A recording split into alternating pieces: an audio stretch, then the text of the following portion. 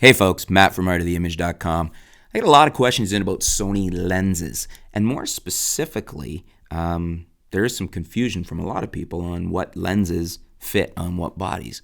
Because I think that's one of the areas they haven't done a great job of making it clear, what lenses you can use with their crop sensor bodies, like the NEX line, which is now, the A6000, 6500, the 6300's in there too, versus their full frame line, versus, we also still have the alpha bodies, like the new A9. So we have one of our viewers writing in here. This is Eric writing in. He says, I'm looking to get the Sony A6000 and an f2.8. So is the F4 with the Sony A6000 a good combo for hobby purposes? I own a company that sponsors MMA fighters and free runners. I just wanted to shoot these guys, photos, video, for fun, and if I enjoyed it that much, I would upgrade to better stuff. So I ask again, is the A6000 and the F4 a good starter combo? So it's a good question because I think that is a go-to lens for a lot of people.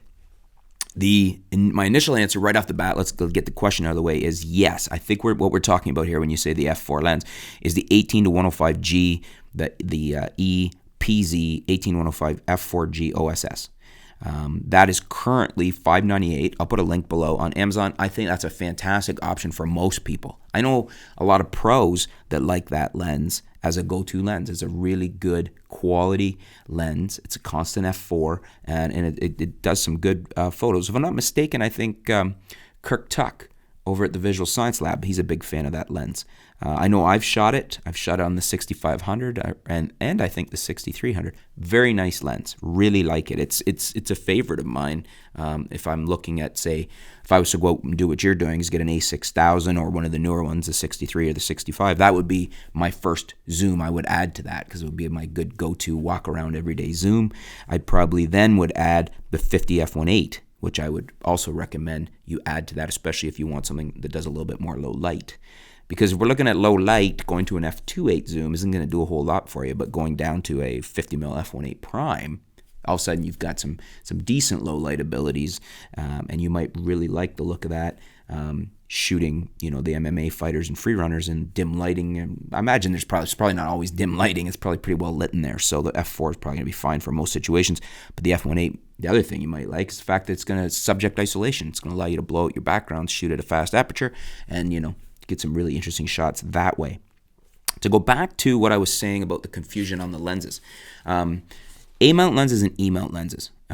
So you got the two different ones, and the A-mount lenses, which are the ones that are not for the A6000, the A6300, the A6500, what used to be the NEX series, the crop bodies. Those ones, they start with SAL in the name of the lens. So it'll say Sony SAL, and that's how you know it's an A-mount lens, and it's not going to fit on, an A6000 without an adapter. The E-mount lenses, they start with an SEL. So that's how you know. And so for instance, that 18-105 F4 we're talking about, the full name is Sony SELP 18-105G EPZ 18-105 F4 G OSS. That's the full designation. But the model number, if you will, from Sony is SELP18105G. So it's basically telling you it's an E-mount 18-105G lens.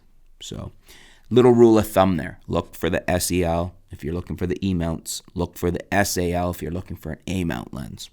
So I like the 18-105. Wanted to point out a few others for you because a lot of people are in this boat. They like even the A6000 now, an older camera, but a great camera for photography. If you're looking for doing more video, I would suggest moving into the 63 or the 65 just for 4K and the more advanced, newer body.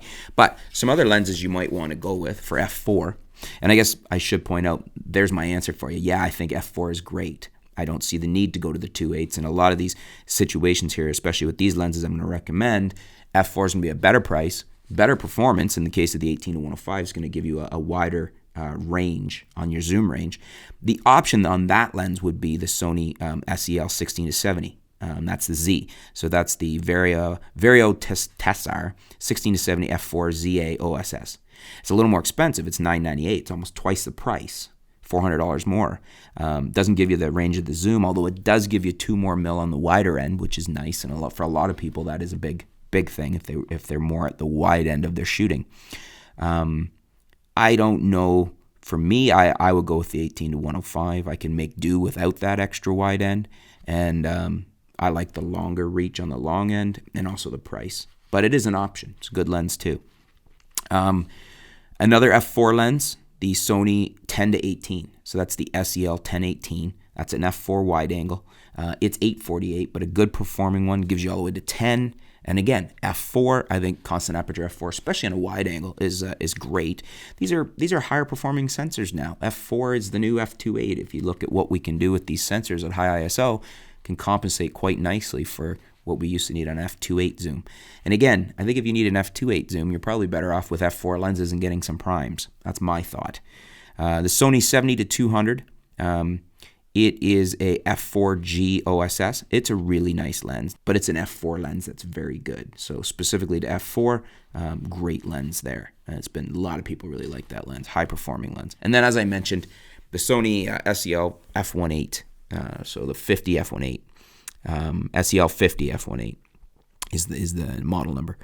Great 50 mil image stabilized. I'm pretty sure that's an OSS lens. I'll put a link below. $298, not a bad price. Gets you a really fast lens. So if you wanted a stable, I would. If you wanted a good range, you could have the 10-18 wide angle. Go with the 18-105 for your regular zoom, and then the 50 mil F1.8. That would probably give you everything you need for the sports and MMA fighters. You might want to look at something like the 70-300. It's not an F4, it's variable aperture. If you want something a little less expensive than that 70-200, which you're going to need an adapter for as well, it's $1398 too. So the 70-300 is less expensive and you don't need an adapter, but it's not an F4. So there you go. That's my my thoughts. Yes, F4 is good. Good camera. If you're doing more video, I would suggest you go to the 63 or the 65. Those are some great options for your lenses. What do you guys think? Do you agree with me on what I've recommended to Eric here? Are you shooting with one of these? Let us know in the comments below what your experience, what your feedback is if you are shooting with one or more of these, and what you think he should do. If you're in agreement, let us know why. If you disagree and you got another option, let us know why on that. Thanks for your question, Eric. Stay tuned. We'll be back soon here at artoftheimage.com.